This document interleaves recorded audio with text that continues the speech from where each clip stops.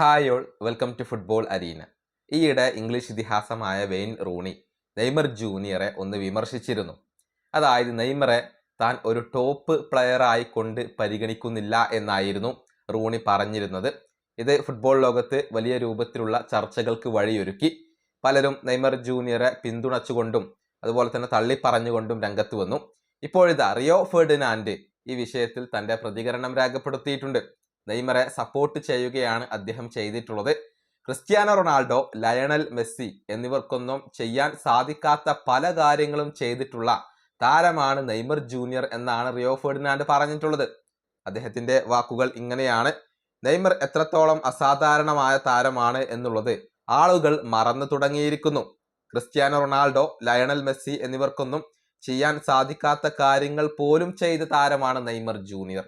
ഇതാണ് പുതിയ ഇന്റർവ്യൂവിൽ റിയോ ഫെർഡിനാൻഡ് പറഞ്ഞിട്ടുള്ളത്.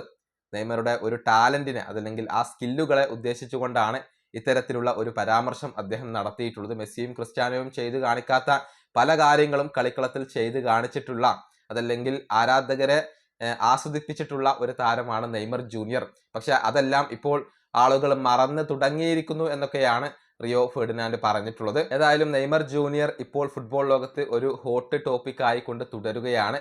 കാർലോ ആഞ്ചലോട്ടി ഇതുവരെ അദ്ദേഹത്തെ ബ്രസീലിന്റെ ടീമിൽ ഉൾപ്പെടുത്താത്തത് വലിയ രൂപത്തിലാണ് ഫുട്ബോൾ ലോകം ഇപ്പോൾ ചർച്ച ചെയ്യുന്നത്. ഈ വീഡിയോ അവസാനിപ്പിക്കുന്നു. അടുത്ത ടീമിയായി കാണാം.